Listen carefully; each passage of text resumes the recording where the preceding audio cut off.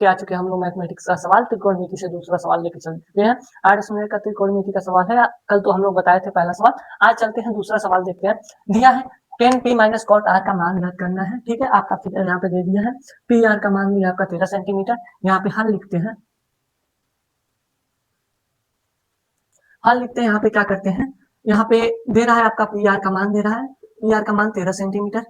P Q का मान कितना दिया है 12 सेंटीमीटर। और क्यू आर का मान हम लोग को निकालना है। क्यू आर का पहले मान हम लोग को निकालना है। ठीक है, पहले क्यू आर का मान ही निकालना है। क्या करेंगे, पाइथागोरस प्रमेय की सहायता से हम लोग इसको निकालते हैं। चलिए देखते हैं क्या बनेगा। पी आर का whole square equal to P Q का whole square plus Q R का होल स्क्वायर। ठीक है, यहाँ पे क्यू आर का ही मान निकल रहा है। तो चलिए देखते हैं, 13 का स्क्वायर इक्वल टू 12 का स्क्वायर प्लस क्यू आर का स्क्वायर। ठीक है, क्यू आर का whole square, sorry Q R का स्क्वायर नहीं, क्यू आर का होल स्क्वायर। ठीक है, 13 का वर्ग होता है आपका 169, 12 का वर्ग होता है 144 प्लस क्यू आर का होल स्क्वायर। यहाँ पे अब यहाँ पे प्लस है। ठीक है, इधर लेके आएंगे, निगेटिव में चेंज होगा। 169 minus 144 equal to Q R का होल स्क्वायर। यहाँ पे आपका बनेगा 25 इक्वल टू क्यू आर का होल स्क्वायर। अब देखिए कई बार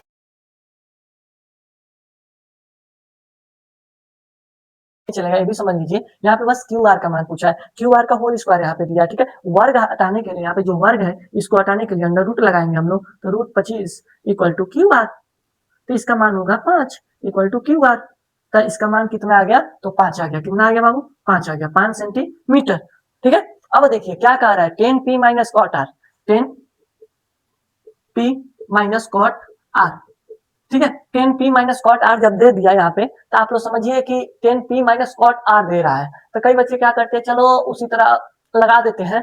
क्या, tan थीटा इक्वल टू लंब बटा आधार होता है। tan थीटा इक्वल टू क्या होता है, लंब बटा आधार। cot थीटा इक्वल टू आधार बटा लंब। इसी का सेम उल्टा होता है। कई बच्चे उसी तरह लिख के छोड़ के चले जाते हैं। क्या ऐसे लगा दी, इतना इसको मान नहीं आ रहा है, छोड़ देते हैं। तो tan थीटा इक्वल टू जन्मे करते हो क्या होता है, तो tan का होता है आपका, tan थीटा इक्वल टू होता है लंब बटा आधार। क्या होता है, लंब बटा आधार। अब देखिए यहाँ पे थीटा किसको माना है, तो थीटा पी को माना है। तो पी को अगर हम थीटा मानते हैं, ठीक है, पी को अगर थीटा मान लिए, चलिए पी को यहाँ पे थीटा की जगह पे हम पी लिखते हैं। ठीक है, तो मान लिए तो लंब आपका 5 होगा, 5 बट्टा आधार क्या हो जाएगा, हाई। ठीक है, 5 बट्टा 12। ठीक है, अब कॉट आर क्या कह रहा है, कॉट आर, कॉट आर ही पूछ रहा है। तो कॉट आर देखिए, कॉट आर पूछ रहा है तो आधार बटा लंब होता है, आधार बटा लंब।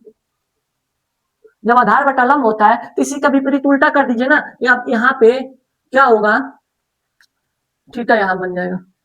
तो थीटा के ठीक से भुजा लंब होती है। अब यहाँ पे आधार हो गया तो ठीक वही संख्या प्राप्त होगी, 5 बट्टा 12 आधार बटा लंब। अब देखिए यहाँ tan p minus cot R, तो 5 अपन इसका मान दिया है 5 बट्टा 12, 5 बट्टा 12 माइनस 5 बट्टा 12, ए इक्वल टू हो जाएगा 0। ये राइट आंसर आपका आएगा 0। ठीक है, जिस बच्चे को समझ में आया तो प्लीज वीडियो को लाइक कीजिए, चैनल को सब्सक्राइब करना मत भूलिए। मिलते हैं नेक्स्ट वीडियो में।